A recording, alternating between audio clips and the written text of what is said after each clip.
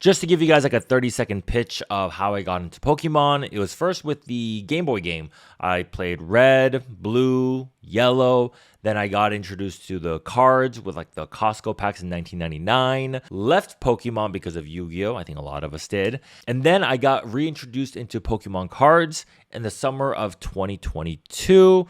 Started streaming in November of 2022 and have been streaming for about a little over 3 years now. And we've done a lifetime sales of a little over $7 million.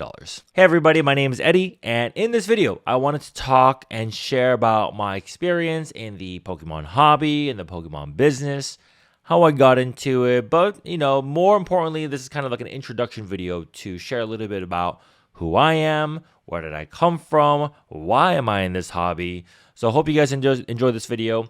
Stick around. And let's get started. I think for those that know who I am, will find this very surprising that I am in this industry and in Pokemon, because the very first 2 years of me streaming, nobody knew. And I try to keep it very under the radar. And I'll share a little bit more and reasoning why. But I do kind of want to share like the origin story of how I got into the hobby. So like I shared earlier, I got introduced to Pokemon as a kid. And then in summer of 2022, it was my best friend's bachelor trip. And one of the things that our groom's party decided to gift him was a Brilliant Stars booster box. Now, this was not my idea. Someone else said, hey, we should gift Andy, that's his name, hello Andy, a booster box of Brilliant Stars. And I was thinking, dude, that's like one of the weirdest gift ever. Like, you sure we want to gift him a, Pokemon cards? Like, that's kind of weird, right? And when he received the box, he was so happy. But instead of opening the entire box by himself, he decided to hand out all the packs to people who were there. So I opened up the packs, and my gosh, I was like, what a nostalgic feeling. But it wasn't that. That's not what got me hooked. What got me hooked was he pulled the Umbreon VMAX Trainer Gallery from Brilliant Stars. 1, 2, 3, 4. 7.5% me.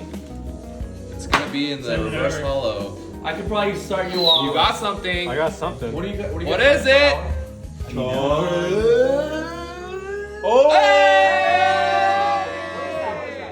And I saw the art on that card, and I thought to myself, wait a minute, when did Pokemon create Pokemon cards like this? The art is beautiful. I studied art growing up, so I was supposed to be an illustration major. I got into college with an illustration major, but I decided not to take that route. So I've always appreciated art throughout my middle school, high school, and even till now I do. That's the reason why I'm in it. But the fact that Pokemon cards were like little art pieces on little cardboard really got me intrigued. So I went home from the bachelor trip. I ordered my own booster box of Brilliant Stars. My wife was like, what are you doing? But I was like, I'm gonna get a booster box. So I ordered a box on the Pokemon Center, got it, opened it, then I got hooked. I went to like every Best Buy, GameStop, Target. I was like buying shelves out. I was ripping everything at home. I was going to Pokemon websites and different websites, buying product there, having them shipped to my house. And literally like I'd be ripping Pokemon packs every day, to the point where I was deep into it. The first 3 months, I spent about $40,000 just ripping, collecting sealed, slabbed, buying singles, and I was getting out of control. And it got to a point where I was like, okay, I need to start offloading some of this stuff because it's a little bit too much. I have a little bit too much. I'm running out of space. So I tried selling on Facebook and eBay. And one thing you'll learn if you sell on those platforms is that it's a lot of work for a little return, especially if you're moving smaller items. If you're moving bigger items, it's worth it for sure. But then a lot of like the $1 to $50 cards, it's a lot of work, and you're working like hours for a couple dollars. And so I thought to myself, there's got to be a better way to move this stuff quicker. And that's where my wife introduced me to live selling. So I was scrolling through TikTok and I was like, wow, I could definitely give this a shot and see. But instead of signing up for TikTok and selling on TikTok, I was introduced to an app called Whatnot by one of the buyers that I was buying Pokemon cards from. And so I decided to apply as a seller. I got approved. And the next thing you know, in November of 2022, the day after Thanksgiving, literally on Black Friday, I went live for the very first time. And ever since then, I've been streaming quietly, discreetly, privately. Like nobody knew my name, and right now, like nobody has seen my face either. This is like a big face reveal too. So for those of you that are on Whatnot or like whoever ever been to our streams, this is pretty much a face reveal. People refer to me as Mr. Moon, and not really until the third year I decided to build out a team and have different streamers on the app. Now, prior to Pokemon, my occupation varied, right? I was in the screen printing business and I was doing that for a lot of years. And then I eventually transitioned into doing full-time YouTube. I was a content creator. I was in the finance, the crypto space. Although I really enjoyed and loved that space, there was a part of that industry in that space where I felt very disconnected. It was very, I don't want to say lonely, but it was very like one way, right? I'm a very personal guy. I like interacting with people, very social. I'm an introvert, but I do love talking with people. But the thing with YouTube is like, I come up with the idea, I script it, I record it, I edit it, I post it, and that's it. It's very one way. But when I went on my first live and every live after that, what brought me life was being able to just interact with people live, asking questions real time, answering questions real time, and just having real, regular, normal day conversations through the live. And so for the 2 years that I was streaming by myself, the first year of streaming was more of an experimental phase of like, could I do this and not do YouTube anymore or do my old career anymore? And the first year went really well. The second year was kind of like, okay, what if that was just a fluke? Let's see how we do the second year. But the second year did actually better. And so I really like slowly phased out of my old career, which was like the YouTube, full-time YouTube.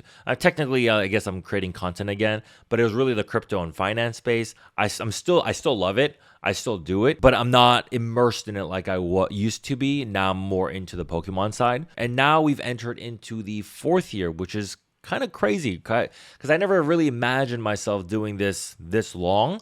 But I've also never really enjoyed a hobby like this in quite a while. So why did I decide after 3 years to start creating content and going public and all of that stuff? I think a lot of it has to just do with like a personal choice. I really enjoyed my private life. The fact that I could just hop onto a stream, not show my face, nobody knowing my name. I think there was a lot of fun to that as well. And just, it was really comfortable as well. Like around a year ago, I talked to David. He's the guy who's editing this video right now. David, what's up? And you guys will get acquainted with David because I'm going to say David's name a lot. But David, I brought him onto the team to be like a full-time video guy last year. But I wasn't pushing out any content stuff. And then so he ended up streaming for us for an entire year.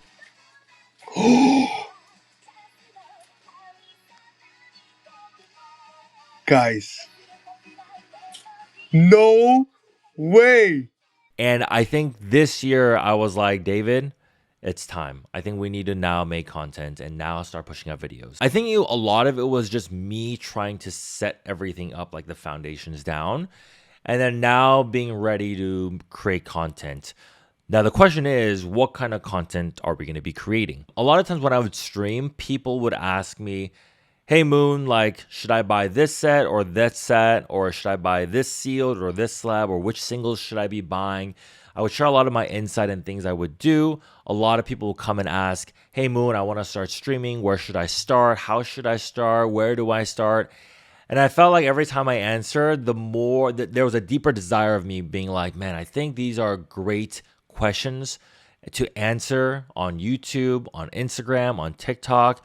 By the way, if you're not following us, all the links are down below. All our handles are over here. David, add them in. There will be a lot of educational types of video, very evergreen content, whether it's me answering specific questions, going Q&A. But we do also want to create entertaining content as well.